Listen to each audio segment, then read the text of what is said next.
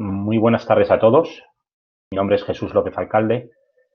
Soy el director del Centro Cochrane Asociado de Madrid y voy a moderar esta sesión, ¿no? Este seminario online que se titula Evidencia en tiempos de COVID-19, ¿dónde localizarla?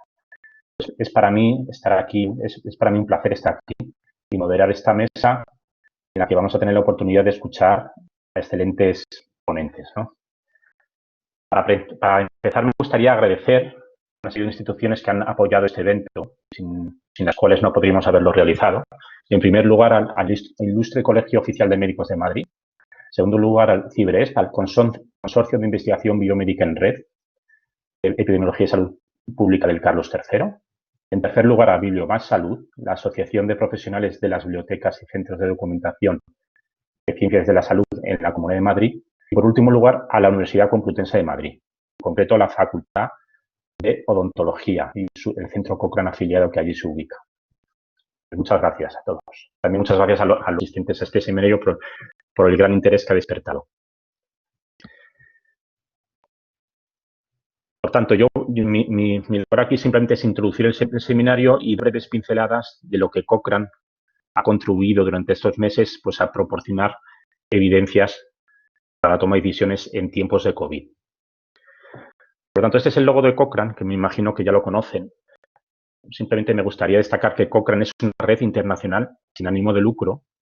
Somos aproximadamente unas 230.000 personas que hemos colaborado o que estamos colaborando con Cochrane en la síntesis rigurosa del conocimiento. El logo de Cochrane es una fe y un metaanálisis en el centro, un forest plot. Y nuestra pretensión es proporcionar evidencia fiable para fomentar una toma de decisiones informadas y, por lo tanto, así mejorar la salud de la población, ¿no? Pues con esta pretensión estamos colaborando a lo largo de 130 países, ¿no? Uno de ellos España, y una de las que está aportando también su contribución a esta pretensión es Cochrane Madrid. En Cochrane Madrid se ubica el Centro Cochrane Asociado de Madrid. En la nueva estructura, pues, nació en el 2015, si bien Cochrane en Madrid ya estaba presente antes, por ejemplo, en la agencia ahí en Tralgo. El Centro Cochrane Asociado de Madrid es fruto de un convenio entre dos instituciones, el Instituto Ramón y Cajal de Investigación Sanitaria y la Universidad Francisco de Vitoria de Madrid. Pero además, desde el año pasado contamos con el apoyo también del Centro Afiliado de Odontología, que se ubica en la Universidad Complutense, en concreto en su Facultad de Odontología. Este centro es coordinado por la doctora Conchita Martín y, por supuesto, también ha contribuido este centro a que este seminario se pueda realizar. Simplemente les pongo aquí mi dirección, los datos de contacto de Cochrane Madrid, por si están interesadas en colaborar con Cochrane o obtener más información. Nos ubicamos en la unidad de bioestadística clínica del Hospital Ramón y Cajal. Aquí tienen mi mail de contacto y este es mi nombre. Cualquier posibilidad de colaborar, cualquier necesidad de información, aquí tienen vuestro mail.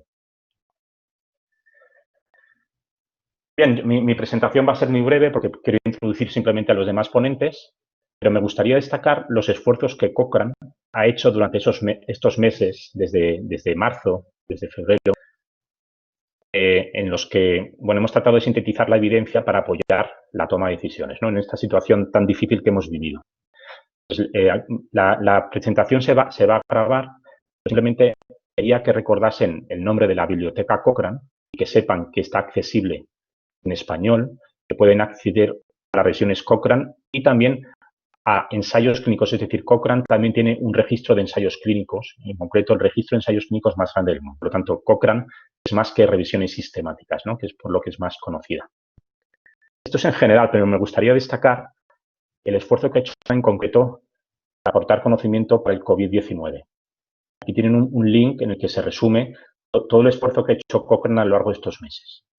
Pues hay muchas revisiones Cochrane anteriores a este año que también se pueden seguir aplicando para ayudar a tomar decisiones clínicas en el contexto de COVID-19, pero me gustaría resaltar el esfuerzo que hemos hecho en Cochrane por publicar revisiones y terminarlas ya este mismo año.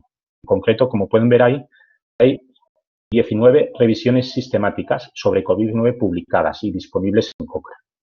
De hecho, están publicadas en inglés, pero también en otros idiomas, como se puede ver. Hemos hecho un gran esfuerzo en traducir la evidencia para que cualquier ciudadano pueda acceder a ella. Si clicase en este este link podrían acceder, por ejemplo, al listado de revisiones Cochrane sobre COVID-19. Este es un ejemplo de las muchas que hay.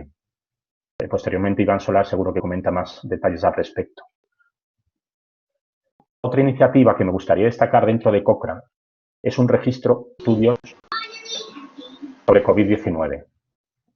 Aquí tienen acceso a este registro y no se puede ver muy bien, está sombreado en amarillo, pero podría decirle que casi hemos llegado a los 30.000 estudios indexados en esta base de datos. Y se van añadiendo nuevos estudios a la medida que se identifican. Por lo tanto, esto también está a su disposición para consultar los estudios que se van realizando sobre este tema, sobre cualquier tipo de pregunta clínica, diagnóstica, intervención, tratamiento, etc. Bueno, entonces yo, como he dicho, mi objetivo aquí era simplemente introducir, presentar, moderar esta mesa. Simplemente me gustaría recalcar ahora una serie de aspectos logísticos. Pedimos que cuando accedan a esta plataforma lo hagan escribiendo de forma adecuada su nombre y sus 2 apellidos, porque esta información es necesaria para emitir los certificados. Se enviarán después de la sesión, no hoy, pero la semana que viene o a lo largo de estos días. La sesión se va a grabar y estará disponible en el canal de YouTube de Bibliomás Salud. Pues va a haber 4 ponentes y al final de cada ponente habrá un turno de preguntas que pueden ir escribiendo en el chat a medida que el ponente va hablando, ¿no? Entonces, iremos recopilando las preguntas y se las transmitiremos al ponente correspondiente.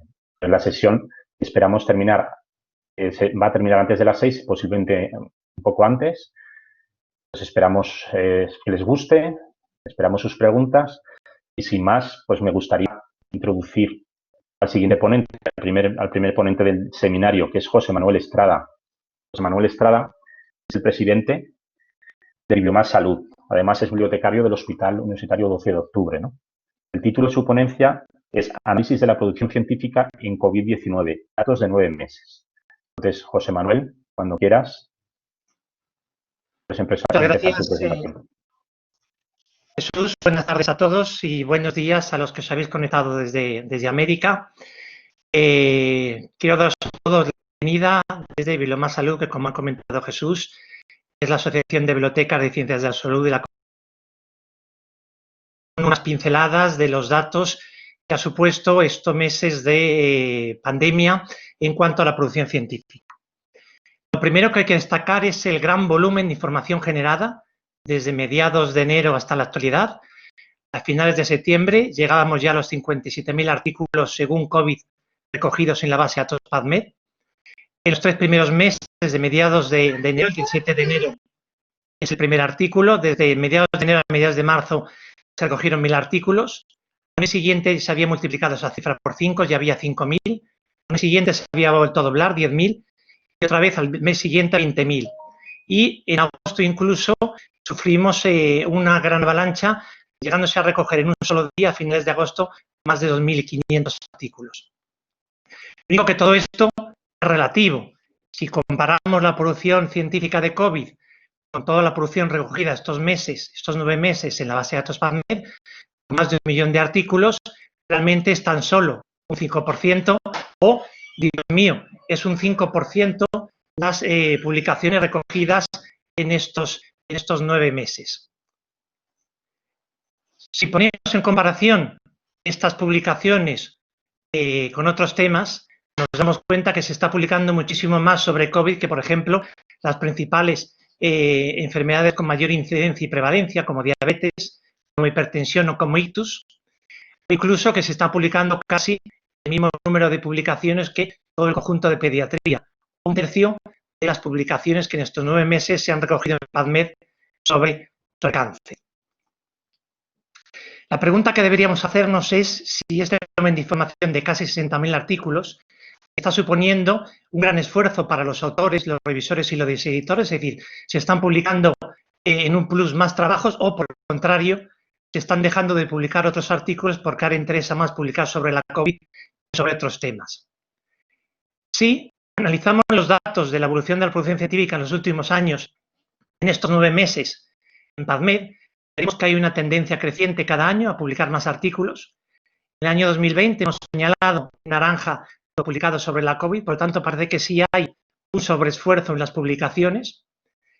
Pero si descendemos a nivel de las principales revistas que están publicando sobre COVID este año, nos encontramos ejemplos muy dispares. Por un lado, la revista Nature prácticamente está publicando sobre no COVID lo mismo que había publicado el año pasado, por lo tanto hay un cierto sobreesfuerzo de publicaciones COVID. Si analizamos el dato de BMJ, que ha publicado más de 1000 artículos este año, vemos cómo el esfuerzo se está derivando a publicar realmente sobre COVID, porque la mitad de las publicaciones están relacionadas con la pandemia.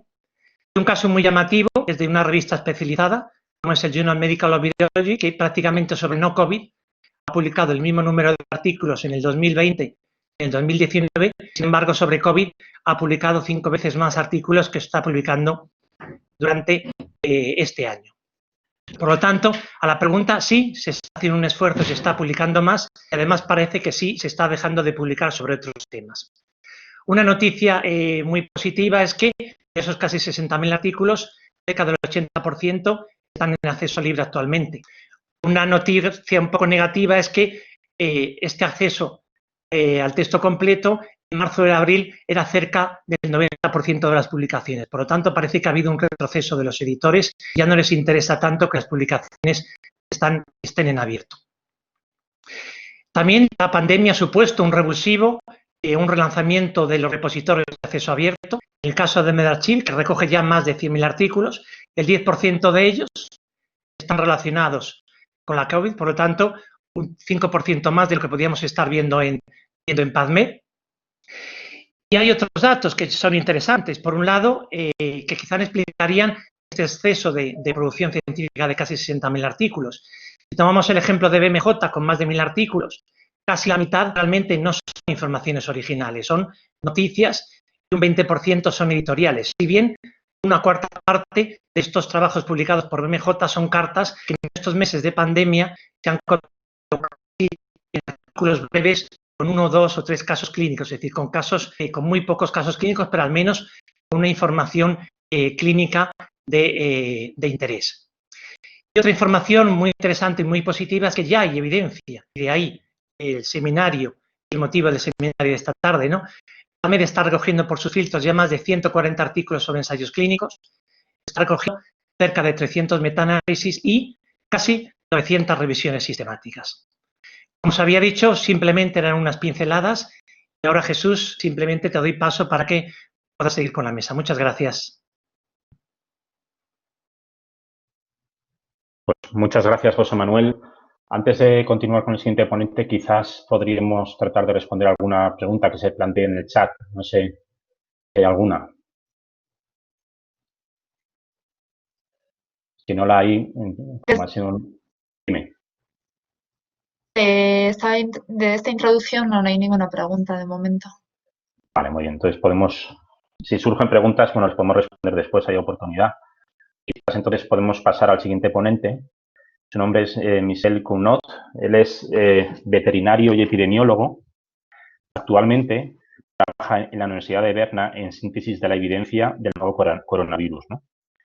Su ponencia se titula Revisiones sistemáticas vivas durante brotes de evidencia el caso del COVID-19. Michel es un experto en lo que se conoce como Living Systematic Reviews. Nos va a exponer su visión de la situación a lo largo de este año.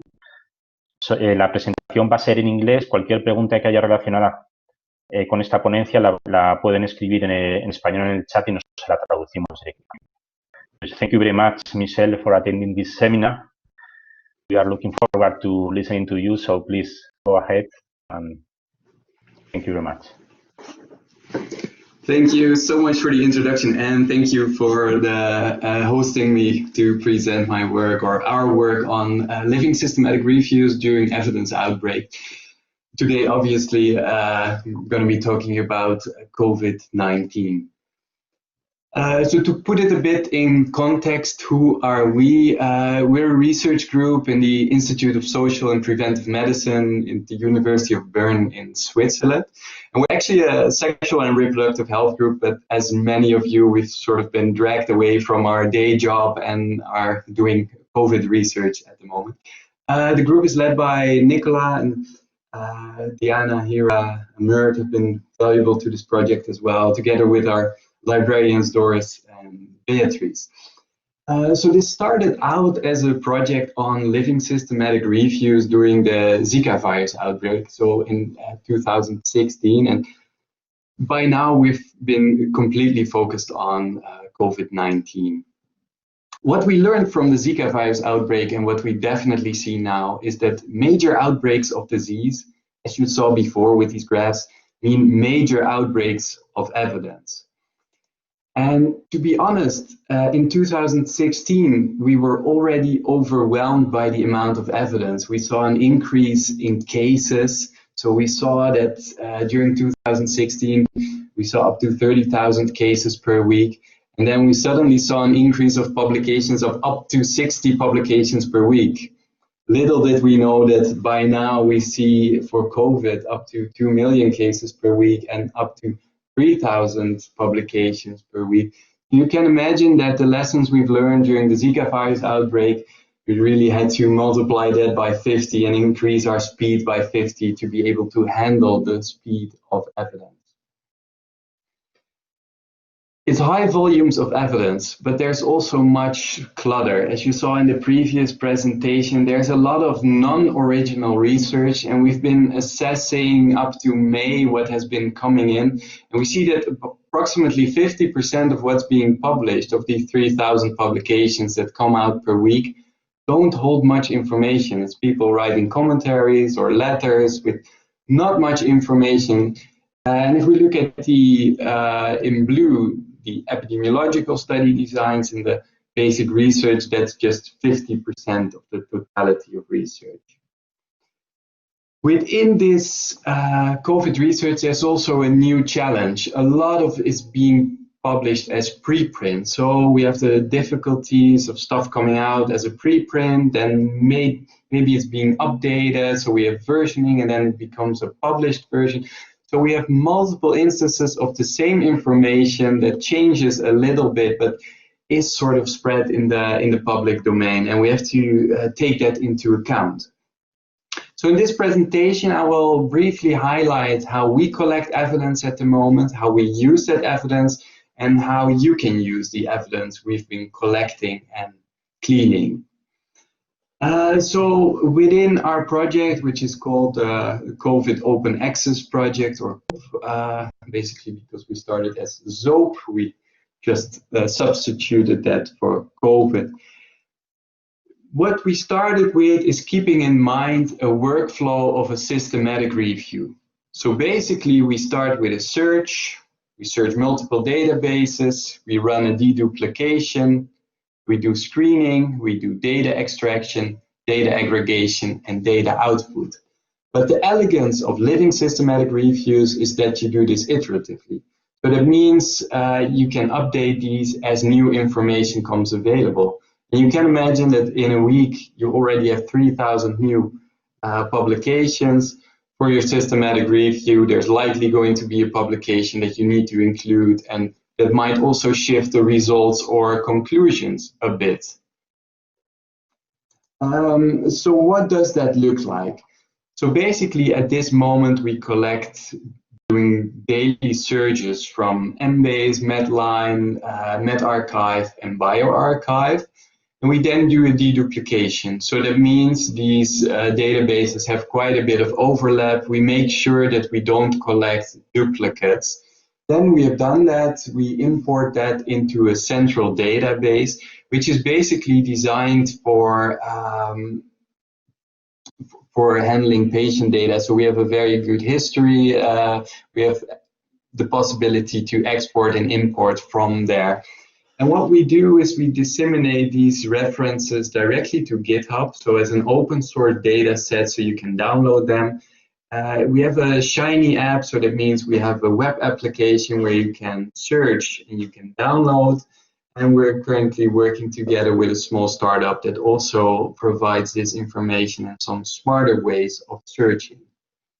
It basically started out as a systematic review. So that means that we have a very well documented search strategy that also is updated over time together with our librarians.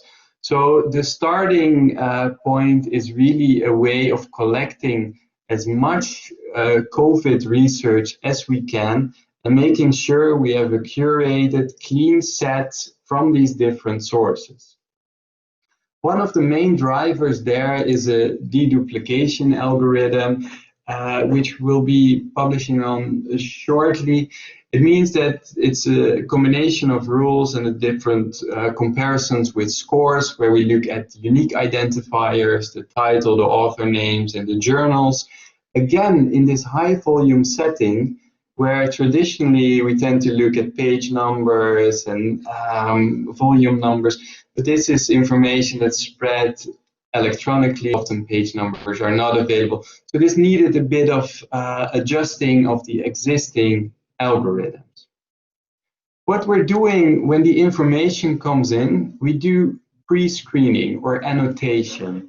That means that we have we screen based on study designs, because if you look for certain types of evidence, it's often correlated with the study design and what would make a suitable study to include either in your review or your collection of evidence. So with this pre-screening, you have the ability to filter the evidence, which performs better than keyword filters, because keyword filters don't tend to reliably identify study designs. So we started with a crowd of volunteers that do screening and verification and resolution.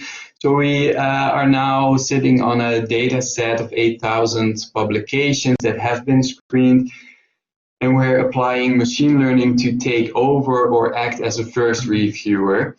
Again, we're really focused on making the performance there transparent and reproducible, because machine learning is imperfect.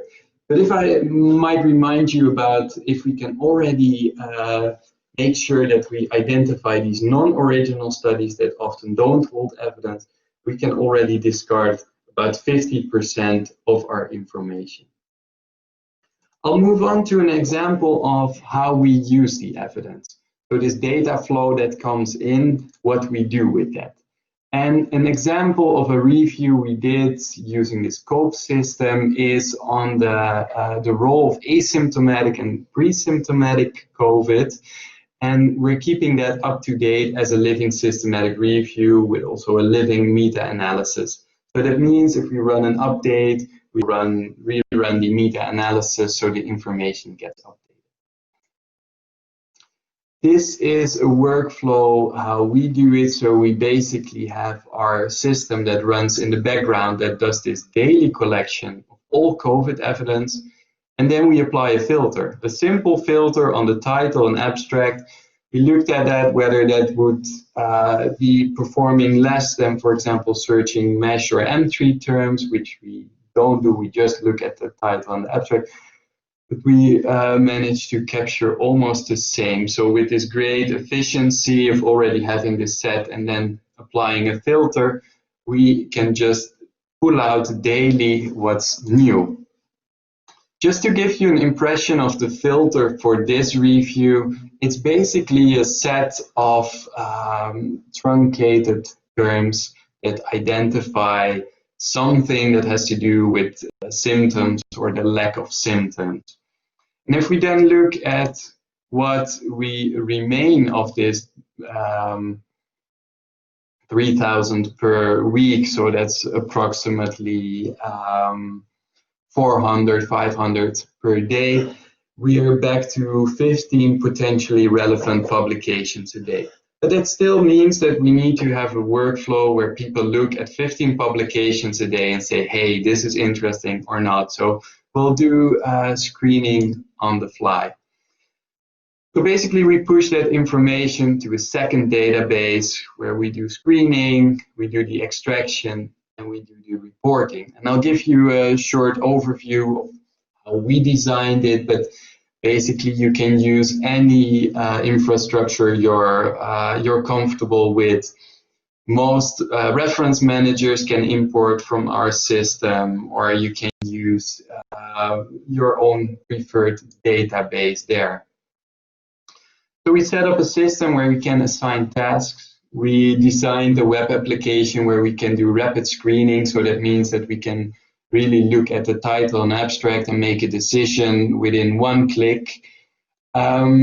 We also have this functionality where we can monitor the progress. So we're now running an update and I can immediately see, okay, these people have been doing this. I can assign some more tasks to these.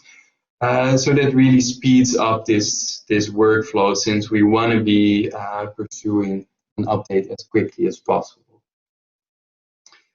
We also, within the REDCap system, but that's quite specific, have custom data extraction forms. So basically, we have all the different questions there. And we can also do scripted analysis.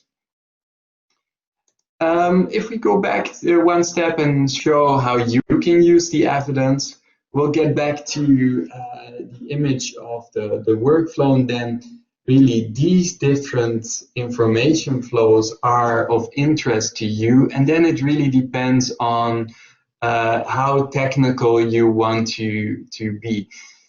If you really want to have sort of the raw stream of information, either as CSV or RIS, we have a GitHub project where you can just download all the data. So you can download all the references that we indexed, also with some notation that we did. If you say, I want to have a search function, we have a web application running where you can run Boolean queries. So for example, the filter I showed, you could run that weekly or monthly or daily if you want, and then just export what you didn't have before. And then with this new collaboration within this RiskClick platform, there's also the possibility to make a free account and save searches and have some smarter ways of searching. So just to highlight what's important in this high volume setting is that you have a streamlined information flow. And then what we currently do is sort of deduplicating from these different sources. So we just have one flow of information in different formats where you can simply filter what you need and then work from there. And we provide that all sort of in this open framework, and we're always interested in hearing your opinion or your needs, how we can improve this.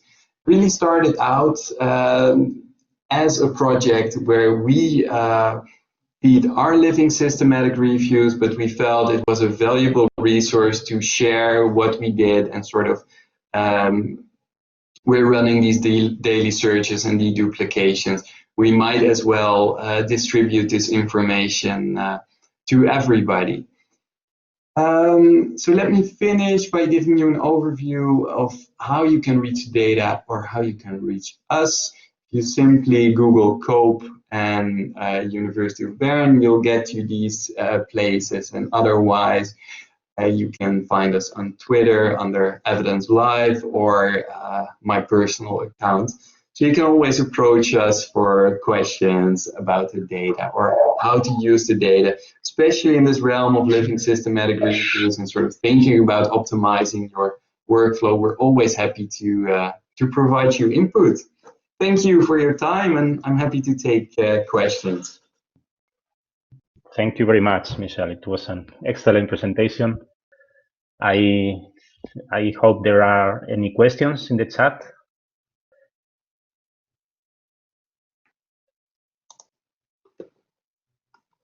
Andrea, are there any questions? Maybe I just saw one that Yes, there is one question about the GitHub, because some people say that it's not clickable in the presentation. So yes, some maybe of the links. Michel, you can the. Thank you. Yeah, the links are now in the chat. So you see the little balloon, and then you can immediately click on the links. Okay, thank you. Any other question, Andrea? No. Or maybe in the meantime, maybe Michel, I could ask. You have said that you have involved volunteers in this project. So what kind of volunteers, or how did you identify them?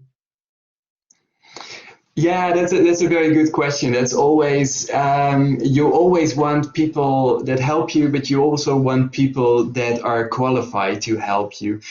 So we really went within our own network, our own PhD students, and sort of friends that are of these PhD students that have some sort of background in either medicine or epidemiology, and then we set up sort of a training module that people had to go through, and then they were put through a test, so they had a certain score, so we could select them from there, and then we would also team them up with more experienced volunteers. So we always had this system of one person doing the primary screening, one person doing the verification, and one person doing sort of the resolution of disagreement. So you would always have sort of a beginner level doing the first screening, then the verification, a more advanced level, and then the resolution would be one of us doing sort of the resolution. And then we had weekly meetings to sit down with volunteers to discuss what they have been doing, where there were problems. So we really went from sort of doing a bit of filtering on what people were capable of, training them, and then watching how they proceed during the work. But it's difficult to balance between having sufficient people and having sufficient quality. But the advantage of having teams is that you can always monitor how someone is doing, whether they have a lot of disagreement, or if there is a bit of deviance from what you expect they would classify. So we had different parameters to keep track of how they were doing. Okay, thank you. This is a very interesting approach because you invite people to collaborate with you. They learn in the process, methodology, and I guess the tasks are not so difficult, so many people could do them, no? There is a similar initiative in Cochrane. Screen. Yeah, exactly. It's really simple task. So we ask them 3 questions. Is this publication on COVID? What study design is this publication? And if it's an epidemiological study design, in which country was it conducted? So that's all. We haven't gone into more detail. I've seen other projects, but as more detail is being asked, it's also more error prone. And we felt for the sake of doing a filter based on a study design, that's already of value. And have you tried to involve students in the university, not PhD, but students doing, for example, in medicine? Or what kind of students do you have? We wanted people to have at least some courses in epidemiology, because with these study designs, even for trained experts, there's always a bit of disagreement. So we wanted to have people that had already quite a bit of background in that sense. Okay, thank you. Okay, So Michelle, there are 2 questions on the chat. The first is there a possibility to know if the article was peer-reviewed? That's a good question. Yeah, basically what we say is we get it from different sources, and in the data set there's also the source. So we assume that anything on bioRxiv and medRxiv that's non-peer reviewed, everything that's within PubMed and Embase, that's more likely that it is peer reviewed. So we just flag it up based on that. But as you know, it might be editorial policy to say, well, some types of articles, such as comments, where you might present some original data, they don't need to be peer reviewed. So it's really difficult to really flag them with certainty, but we just say from which source they're coming, and then you can draw your own conclusions. Okay. Another question is is there a possibility of being a voluntary now? At the moment, we are training the classifiers and then we'll go back to another round of doing verification. So we might enroll new volunteers, but we still have a large batch of trained volunteers. So we're currently not enrolling new volunteers. And the last one is, are the publication classified with scores regarding their quality or their contents? I think that's a very good question, but it's also a very tricky question because there's no good metrics of quality. There might be some metrics of importance like altmetrics or citation scores, but they're really time sensitive. So if I go back a month ago, these are more likely to be cited than new information. So we've been playing around with scores, but we couldn't come up with something that was sufficient. And if we really look from it from a methodological point of view, if we do systematic reviews and we start talking about quality, it's very much dependent on the question we're asking and how we define quality. So it's difficult to flag something up as being of a certain quality. There are metrics, and I know that the RiskClick platform provides you additionally with the altmetric scores and with the citation scores. Again, these are time dependent, so I would be very careful in using those as a metric of quality. Thank you. There are no more questions. Or maybe another one from my side. I have realized that you don't consider, you only look for primary studies, so systematic reviews or meta-analysis are excluded from your searches. No, they are indexed in the main set. So we classify in the first image I showed you, in the EPI and the basic research, there we class the systematic reviews. The non-original, we just say those are studies that don't provide information. Systematic reviews or systematic reviews with meta-analysis or just narrative reviews, they're all thrown within a container within these epidemiological or basic research. Because as you know, there is also a very large diversity in what people tend to call reviews, even systematic reviews. Then we'll get back to the quality discussion. We still consider them as flagged as such, also because we would like to have the option, as we do in our systematic review, we flag them up and then we do backward searching in their reference list. So we always flag those up as, okay, this is a review. We're not including this because there's no new data, but there might be new references we haven't looked at. So they are not excluded, just to be careful. Thank you very much, Michel. So I think there are no more questions. No hay más preguntas. No. Okay, so then thank you very much, Michel. Well, just one question that it just appeared on the chat.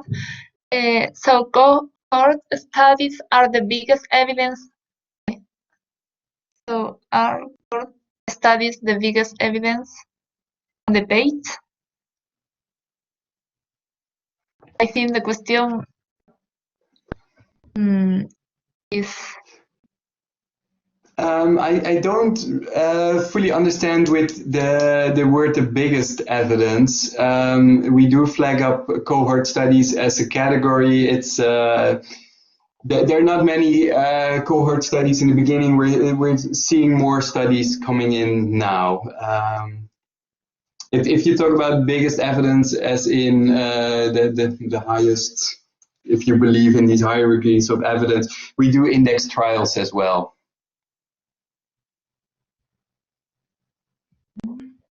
Okay, so no, the answer is no. Then you include also randomized controlled trials or any kind of evidence that can answer a particular question on COVID-19. Exactly. Yeah. Okay. Well, thank you. Thank you again.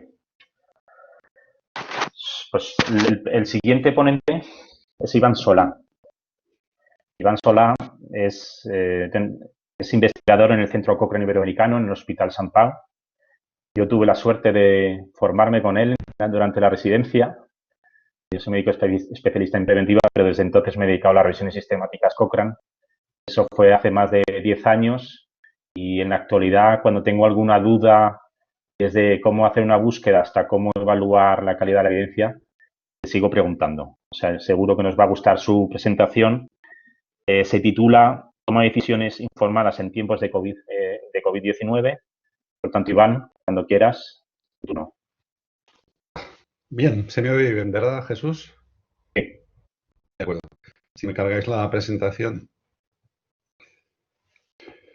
De todos, mientras cargan la presentación, así empezar la presentación emocionado, porque bueno, aparte de invitarme, las palabras de Jesús siempre son amables.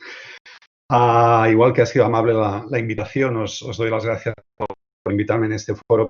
Ya sabéis que es un foro en el que normalmente me siento a gusto. Vamos a ver si con las 4 ideas que intentamos destacar en los próximos minutos podemos destacar ideas interesantes, ¿de acuerdo? Yo he querido titular así mi charla porque realmente quiero no solamente destacar fuentes en las cuales encontrar evidencia científica en el contexto de la COVID, sino también poder llegar a comentar cómo es una buena manera de tomar decisiones en este contexto. Por lo tanto, mi charla irá dirigida a estos aspectos. Veamos, a nadie se le pasa. Estamos ante un escenario todavía desconocido porque la incertidumbre se va poniendo por delante de todo el resto del tiempo y los profesionales sanitarios especialmente están viviendo una situación en la que están afrontando grandes cantidades de sufrimiento, estrés, etcétera. Y es una situación en la que un profesional sanitario no sabe hacer otra cosa que actuar, buscar una solución a lo que está haciendo. Esto provoca que esta paradoja de la necesidad de hacer con afrontar situaciones de incertidumbre en la que en ocasiones nos lleva a detectar un patrón ante cosas que pasan de manera espontánea, a cogernos ardiente a la hora de hacer algo, ¿de acuerdo? Y seguro que si hay muchos profesionales sanitarios que han trabajado en este caso durante estos meses, recordarán alguna de estas situaciones. Para mí, la situación clave fue en este contexto cuando desde farmacia recibimos una llamada para decirnos que había un fármaco, que era la hidroxicloroquina, que había mostrado actividad in vitro en contra del virus. Claro, eso abrió la ventana a un contexto, a un escenario un poco peligroso. Peligroso porque daba la señal de que a lo mejor a la hora de tomar decisiones la gente se lo creería todo, por decirlo de una forma mucho más rápida, podemos formular de la forma que queráis, pero también que estábamos ante puertas de pandemia, la gravedad de la pandemia aparte, de una avalancha de información. Y efectivamente, la avalancha de información aquí la tenemos, un estudio que intentó cuantificar un poco el aumento exponencial, esto ya se ha comentado anteriormente por parte de José Manuel, el crecimiento exponencial de publicaciones en el campo, aquí marcado con algunas fechas clave, y además una cosa que ya se avanzaba, que era el número de estudios o el número de manuscritos que se estaban empezando a compartir en repositorios. En estos repositorios en los cuales podemos compartir los manuscritos antes de que pasen por una edición por pares. Esta avalancha de información que se ha concretado en esta radiografía de este repositorio en concreto ya nos hacía ver estábamos ante una situación en que la toma de decisiones se iba a complicar. Es más, se iba a complicar desde el punto de vista de los que siempre hemos defendido la necesidad de tomar decisiones informadas por los resultados de la literatura científica, en el sentido en que a lo mejor deberíamos recuperar muchos viejos discursos de la biblioteca para volver a poner en boga el discurso de la validez de la información y del rigor de los estudios ahora a la hora de tomar decisiones. Yo voy a intentar evitar bastante referirme a los ensayos clínicos autorizados porque, una vez más, este escenario nos planteaba un contexto en el que también sería necesario tomar decisiones a partir de buenas series de casos que pudieran caracterizar las primeras series de pacientes, estudios observacionales en los que se pudieran empezar a datos sobre cuál era la eficacia de las intervenciones antes de que llegaran los ensayos clínicos. Y para entender esto solamente tenemos que ver cómo se está informando sobre el desarrollo de las vacunas que se están probando, en las que se nos anuncia si presentan buenos datos de seguridad, si presentan buena inmunidad. El otro día aquí en la televisión autonómica catalana nos anunciaban que uno de los participantes catalanes en el ensayo de la vacuna de Oxford tenía el COVID, pero atención, no sabía si había caído en el brazo de vacuna o en el brazo placebo. Casi estamos siguiendo la literatura a nivel de actualidad, o sea, de una forma sincrónica. Sin duda, este escenario de abundancia de información nos puede alejar o nos puede acercar, dejar a un lado una necesaria crítica ponderada ante los resultados de la investigación. Yo soy un firme usuario de Twitter y Twitter en ocasiones se ven lo que tiene que ser el gran estudio que nos va a cambiar la forma de ver la enfermedad. Ahora esto ya se ha suavizado un poco, pero en los meses de confinamiento últimamente salían estudios que nos tenían que decir si el antiviral tal era eficaz para tratar la COVID, etc. Esta avalancha de información tiene que hacer dejar de lado una necesaria actitud crítica y ponderada para poder evaluar la literatura científica. Tampoco podemos olvidarnos de que debemos ser exigentes frente a la literatura que leemos. Debemos ser exigentes a la hora de diseñar estudios. O sea, un escenario de emergencia sanitaria no es un escenario que justifique hacer malos estudios. No, si podemos hacer un estudio, deberíamos poderlo hacer, ¿no? Sin duda, una situación como la actual debería llevarnos a razonar prácticamente sobre los posibles sesgos que nos influyen cuando tomamos decisiones. Nos debería permitir evaluar críticamente la evidencia para decidir cómo tratar a los pacientes y saber qué datos nos pueden ayudar a generar nuevas hipótesis para estudios relevantes. Esto, sin duda, lo que nos lleva es a preguntarnos a dónde vamos a buscar la información de entrada y, en cierta manera, también nos lleva a un viejo estudio, un viejo planteamiento, disculpad, el planteamiento de si hay fuentes de información que son más válidas que otras para buscar la información. Dicho de otra manera, hay fuentes de información que nos ayudarán a buscar la información o a encontrar una información que nos facilite la decisión o informarnos para intentar apoyar nuestras decisiones. Mi intención ahora es esa, repasar una serie de recursos en la que podríamos encontrar información de menos a más sintetizada para tomar estas eventuales decisiones. En este sentido, empezaremos con fuentes de información en la que podríamos buscar estudios originales. Jesús ya ha hablado de esta base de datos, es el registro Cochrane 19. Es un registro que se inició para compilar todos los estudios disponibles sobre la COVID.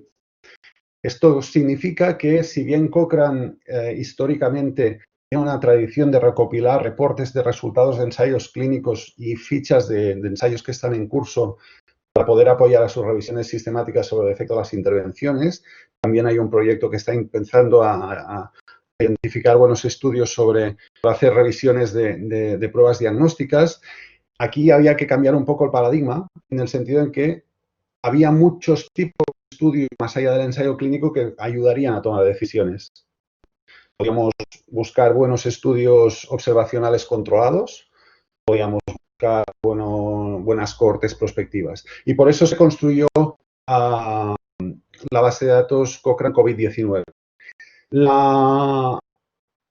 mérito de esta base de datos no solamente está en el volumen de información que contiene. Antes Jesús mostraba los datos brutos de esta base de datos. A mí me gustaría que nos fijemos en lo que permite hacer la base de datos, porque la base de datos nos permite caracterizar muy bien los estudios. Por ejemplo, nos describe la población en el que se está desarrollando el ensayo o está tratando el ensayo, nos dice cuál es el objetivo del estudio, nos identifica fácilmente cuál es la intervención, nos aclara cuál es el diseño de estudio, nos aclara cuál es el comparador de interés para saber si estamos ante un estudio que como intervención frente a un placebo o a no hacer nada o está comparando diferentes dosis, etcétera. También nos identifica los principales desenlaces de interés. De esta manera, la decisión sobre si el estudio nos interesa o no para solucionar nuestro escenario, para tomar nuestra decisión, es más sencillo. Y aparte, me gustaría destacar el menú que tenemos a la izquierda, en el que podemos cribar rápidamente la información que hemos detectado con nuestra búsqueda. En este caso, yo hice una búsqueda de Remdesivir, pero rápidamente la podría cribar aquellos estudios que estén aleatorizados. Por lo tanto, aquí estamos ante una base de datos que no nos arroja centenares de miles de resultados como vamos a hacer en un PubMed, sino que sabemos que nos está arrojando estudios que vamos a poder clasificar y caracterizar muy rápidamente. ¿De acuerdo?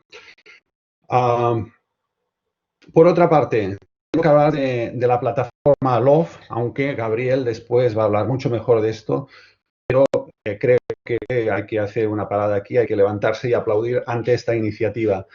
LOF es una iniciativa que recopila información para contestar preguntas clínicas concretas. Pero ante esta situación de emergencia hay un apartado de LOF que recopila información sobre 19. En este caso aquí vemos la pantalla inicial que uno puede consultar cuando consulta el LOF de COVID, en el que vemos que ya tienen 56 estudios recopilados, una cifra muy destacable, pero la ventaja, de nuevo, ¿cuál es? La ventaja es la clasificación. ¿Clasificación en qué? Pues clasificación en el tipo de estudio que recopila. ¿De acuerdo? Por ejemplo, podríamos ir a consultar las 2.000 revisiones sistemáticas que existen ahora mismo sobre COVID-19, pero también podríamos ir a contestar nuestra pregunta clínica directamente. Podemos clasificar la literatura por el tipo de pregunta que contesta y podemos ir a buscar incluso tipologías de población, ya sean pacientes asintomáticos, tratamientos en concreto. Es una herramienta inestimable de información. Aquí tengo un algoritmo, aunque a lo mejor estoy pisando, pero pasaré muy rápido por aquí la intervención de Gabriel. Me interesaba muy bien destacar cómo se construye el LOF. El LOF se construye buscando múltiples fuentes de información. Los artículos que ya están, las revisiones que ya están en Epistemologicos, que es una base de datos solamente de revisiones sistemáticas, con otros que se buscan en múltiples fuentes, pero quería destacar esta de aquí. LOF se construye en gran parte por un sistema de inteligencia artificial, que detalla más Gabriel, pero nos permite avanzar mucho en este sentido para que el proceso de la información sea más rápido y el usuario final la pueda tener digerida de una forma más eficiente. En mis conclusiones intentaré destacar 3 ejes importantes a la hora de consumir información en tiempos de COVID-19, pero este sería uno. Aquí ponía un ejemplo rápido de lo que se puede ver cuando uno hace una consulta sobre un tema concreto, en este caso el tema de los coronavirus para la infección por coronavirus, en el cual, como veíamos antes, pues sale muy bien clasificada la información de interés y, por lo tanto, la consulta también se facilita muchísimo. Varias entidades Cochrane de ámbitos geográficos diferentes han creado esta página web que hace mapas de evidencia vivos, digamos simultáneos, y produce revisiones simultáneas de la evidencia. ¿Qué quiero decir con esto? Pues recopilan todos los estudios de tratamiento que se están realizando y que publican sus resultados en el campo de la COVID-19 y los clasifican de acuerdo a las intervenciones que están probando, los desenlaces que están evaluando, las poblaciones de interés sobre las que se centran, y hacen mapas de evidencia como lo podemos ver en esta imagen, en el que podríamos ver, según la gravedad de los pacientes, qué estudios existen para diferentes tratamientos. Este grupo de investigación lo que va haciendo es contestar preguntas a tiempo real. Esto quiere decir que si pincháramos la pregunta de si el remdesivir es eficaz para el tratamiento de la COVID en pacientes hospitalizados, tendríamos todos los ensayos ya sintetizados para intentar tomar una primera decisión. Este es otro recurso que también intenta mapear de la evidencia, en el cual también se han involucrado entidades Cochrane. Aquí quizá es una cosa más sencilla, pero a la vez nos permite hacernos una idea de cuánta literatura existe sobre un tema, pudiéndolo consultar por edades, grupos de interés y tipo de pregunta que pretendemos contestar, desde preguntas etiológicas hasta las preguntas terapéuticas, etc. Pero, sin duda, estos sitios, estas fuentes de información que he ido comentando hasta ahora, lo que es compilar la evidencia científica y la clasifican para que su utilización sea mucho más sencilla. Aquí también empezamos a ver la señal de la revisión sistemática, en el cual hay investigadores que por nosotros ya han hecho una primera valoración del riesgo de sesgo de los estudios y, por lo tanto, podemos hacer una aproximación a la certidumbre que podemos tener sobre los resultados de la formación. Pero, por profundizar un poco más en recursos que contienen revisiones, pasaremos, ¿no?, como empezaba a destacar Jesús, por la biblioteca Cochrane, por The Cochrane Library y especialmente por todas aquellas revisiones que se han elaborado durante estos meses del año para dar respuesta a preguntas clínicas sobre la COVID. Ahora mismo se disponen de 16 revisiones sistemáticas rápidas Cochrane, 15 más revisiones Cochrane sobre COVID, y hay otras también que, si son de suficiente calidad, también se cuelgan en esta base de datos.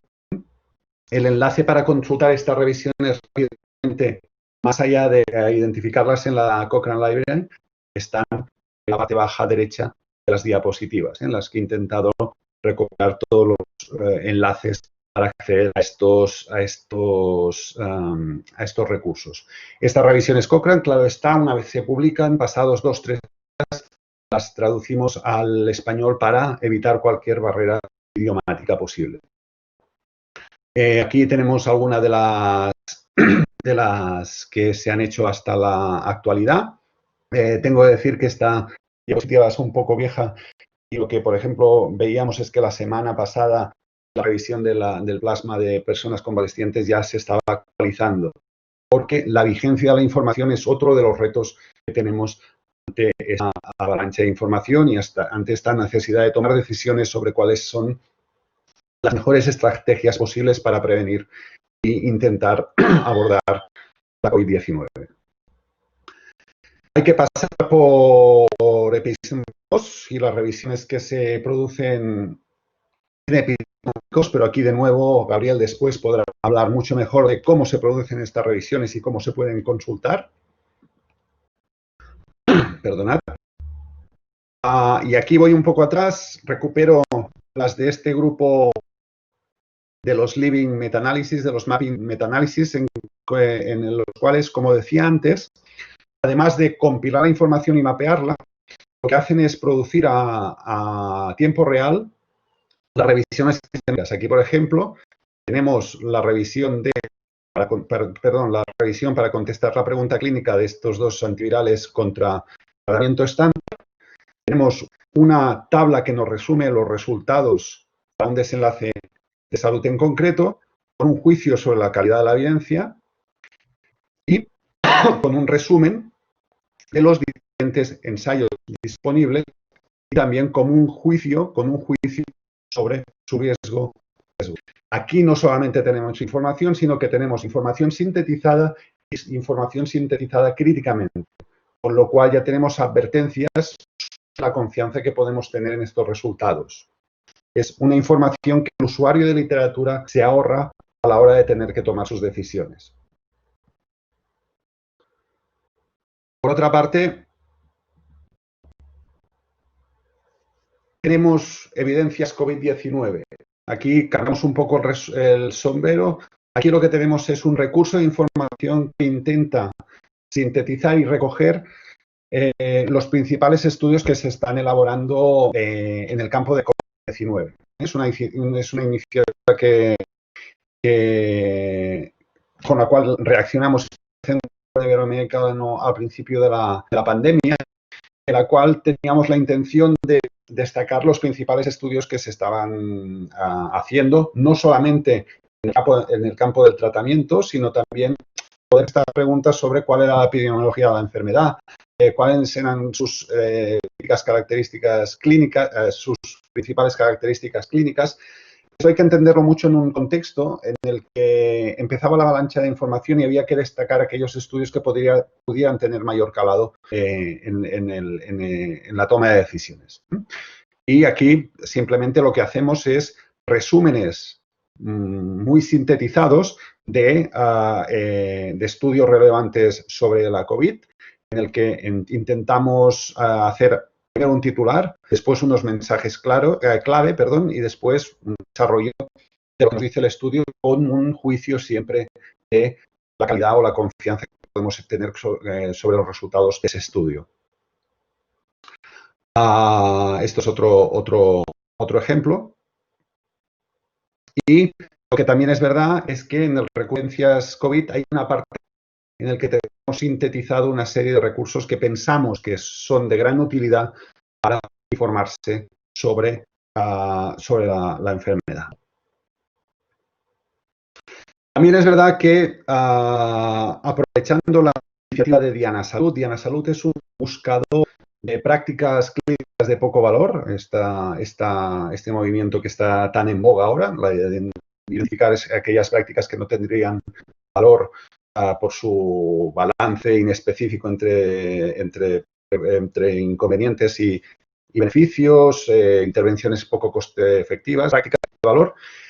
Esta es una iniciativa elaborada entre varios grupos de CiberESP, pero vimos la posibilidad de añadir un apartado en este buscador de iniciativas de poco valor sobre evidencias COVID. Hasta ahora hemos identificado 526 prácticas que pueden pasar por este filtro de hacer un juicio de si son de poco valor o alto valor para el manejo de la COVID. Pero sin duda tenemos que continuar haciendo un juicio sobre la aplicabilidad del conocimiento que hemos generado a la hora de tomar decisiones. Sin duda, tenemos una avalancha de resultados, no todos publicados, algunos se publicitan. Por ejemplo, yo llevo una semana oyendo los resultados que tienen que llegar sobre un estudio danés que prueba o desaprueba el uso de mascarillas. Pero ante esta avalancha de información, ya decía que tenemos que mantener una actitud crítica, porque si tomamos la decisión de tomar decisiones bien informadas, esta actitud es totalmente necesaria. Y en este sentido, querría destacar esta iniciativa, la iniciativa COVITE, que es un grupo internacional auspiciado en la Universidad Canadiense de McMaster, intenta responder a todo aquello necesario para hacer una buena práctica informada ante la COVID. Desde la definición e identificación de preguntas prioritarias, a la respuesta a estas preguntas, a la compilación de la mejor información disponible, a cómo presentar esta información para diferentes actores. No es igual un profesional sanitario que un gestor de un hospital. Por lo tanto, esta información también hay que presentarla de una forma determinada para que se pueda digerir, por decirlo así. Perdón, Iván, la presentación no se ve ahora. ¿No se ve? ¿No se ve la presentación? Ahora sí, ahora sí. Vale, disculpa. Vale. Si tú en 5 minutos más. Sí, son 5 minutos lo que me quedan. Esto es una de las perlas que hay en COVID-10.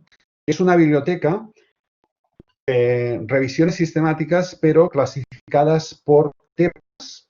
¿De acuerdo? Aquí vemos, por ejemplo, las que hay disponibles sobre el lavado de manos. Hay juicios sobre la calidad de la propia revisión. Nos dice cuál es el tipo de revisión que tenemos, sobre qué responde y nos da un titular. Siempre tenemos la referencia por si queremos ir a consultar el original. Pero aquí sería un repositorio de revisiones muy interesantes. Ya digo que COVID-10 va un poco más allá, que nos permite identificar las revisiones prioritarias, ponernos a trabajar en revisiones que están en curso e incluso obtener herramientas para moldear esta información y presentarla en diferentes. Si nosotros tuviéramos que tomar decisiones con toda esta información, probablemente la deberíamos presentar de una manera en la cual hay un juicio muy explícito sobre cuál es la certidumbre y la confianza que podemos tener en los resultados de esos estudios que estamos evaluando. Y deberíamos ser muy explícitos en cómo utilizamos esta información para tomar una decisión.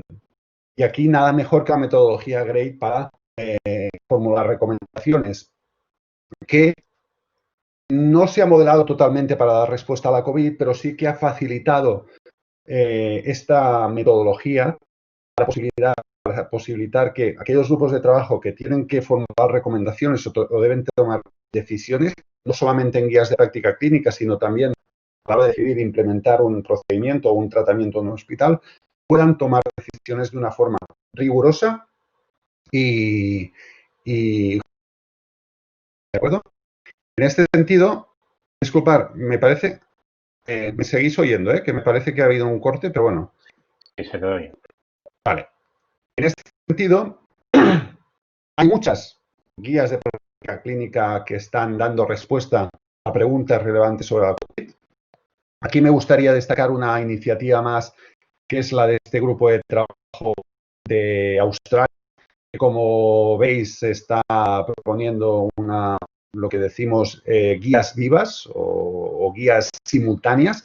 La idea de simultaneidad hoy en día es muy importante, pero lo que quería destacar yo es la necesidad de que cuando uno lee una recomendación en una guía de práctica clínica, sin duda debería ir a buscar un resumen del conocimiento científico que está apoyando esa decisión, pero también debería buscar una declaración explícita o una justificación de en qué se basa toda aquella información o aquella decisión.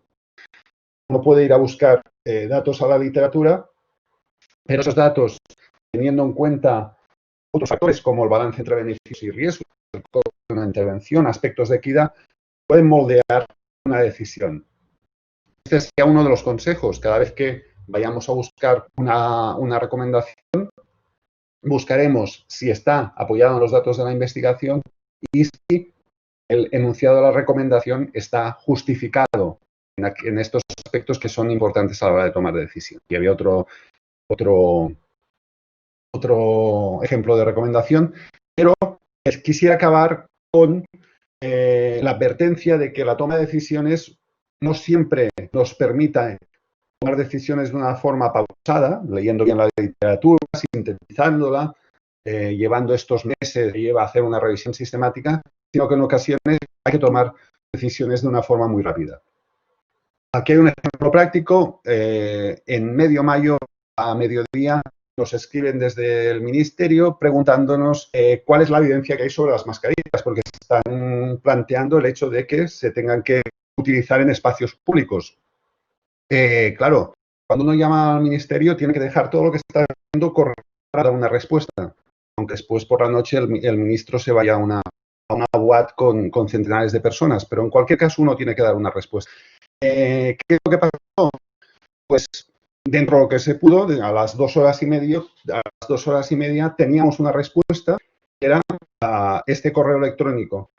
Esto es una revisión ultra rápida de la literatura, pero está fundamentado en todo el contenido no todo el contenido, sino todo el razonamiento que he venido defensando hasta ahora. Buenas fuentes de información, información fiable, información digerida de una forma que el decisor pueda informarse sobre la decisión que deberá tomar finalmente.